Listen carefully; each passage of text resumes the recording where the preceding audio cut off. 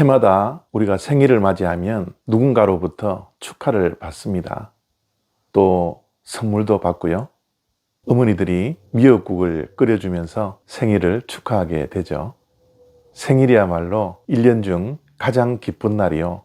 가장 기분 좋은 날 가운데 하나입니다. 이렇게 생일을 축하하는 이유는 이 땅에 태어나게 하신 하나님께 감사하는 날이요. 우리 육신의 어머니가 고통 가운데 우리에게 생명을 주었기 때문에 어머니에게 또한 감사하는 그런 날이기도 합니다. 그런데 오늘 말씀의 본문을 보니까 욥이 생일을 저주하고 있습니다. 욥기 3장 1절 말씀입니다.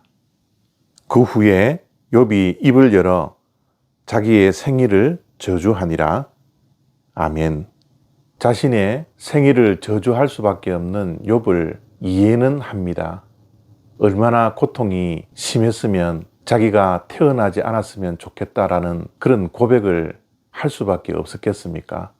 욥을 위로하기 위해서 멀리서 온 친구 3명도 일주일 동안 욥이 당하는 심한 고통을 보면서 말 한마디 할 수 없을 정도로 욥은 심한 고통 속에 있었습니다. 그럼에도 불구하고 욥은 고난 중에서도 자신의 신앙을 이렇게 고백했습니다. 모태에서 알몸으로 나왔은즉 알몸으로 돌아갈 것이라고 자신의 인생관을 분명히 말씀했고, 주신 것도 여호와시요 거두시는 이도 여호와시라고 여호와를 찬송했던 욥입니다. 또한 아내가 고통을 받는 욥을 향하여서 여호와를 저주하고 죽으라 라고 막말을 합니다. 그럼에도 불구하고 욥은 입술로 범죄하지 않았습니다.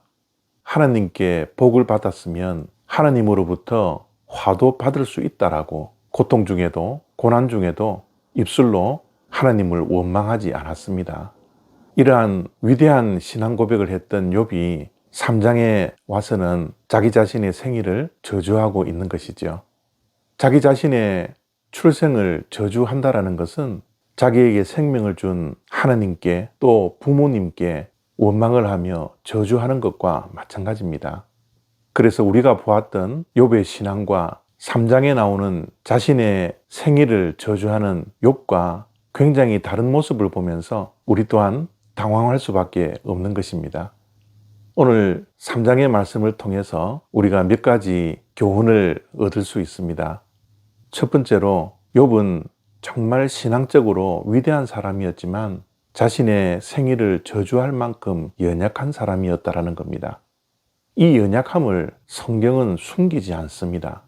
욥을 얼마든지 미화할 수 있었지만 성경은 욥의 연약함까지도 그대로 드러내고 있는 것입니다.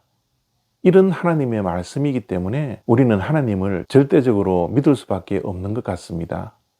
세상의 문학이라면 영웅을 얼마든지 미화시키고 연약함을 숨기고 위대함을 드러내어야 하겠지만 하나님의 말씀은 연약함과 위대함을 동시에 있는 그대로 기술하고 있다라는 겁니다. 두 번째, 욥도 연약한 존재라는 거죠. 인간은 이렇게 연약합니다. 욥이 얼마나 인내를 했습니까? 인내의 대명사이지 않습니까? 그럼에도 불구하고 욥은 이 심한 고통과 고난 속에서 자신의 생일을 저주할 만큼 연약한 인간에 불과했다라는 겁니다. 이렇듯 우리의 연약함은 우리 인간들의 실존입니다. 우리가 아무리 강하고 우리가 아무리 위대한 신앙을 고백한다 할지라도 우리는 넘어질 수밖에 없고 우리는 쓰러질 수밖에 없는 것이 우리 인간의 실존이라는 겁니다. 그래서 사도 바울은 서 있을 때 넘어질까 조심하라고 우리에게 말씀해 주셨지 않습니까? 그렇습니다. 우리는 강하지 않습니다. 우리는 연약합니다. 그리고 죄 덩어리입니다. 그래서 오늘도 하나님의 은혜가 필요하고 성령 하나님의 인도하심이 필요하고 십자가의 사랑이 우리에게 절대적으로 필요하다라는 겁니다. 우리는 완전하지 않습니다. 욥이 완전하지 않은 것처럼 우리 또한 완전하지 않습니다. 우리는 늘 불완전합니다. 늘 실수합니다.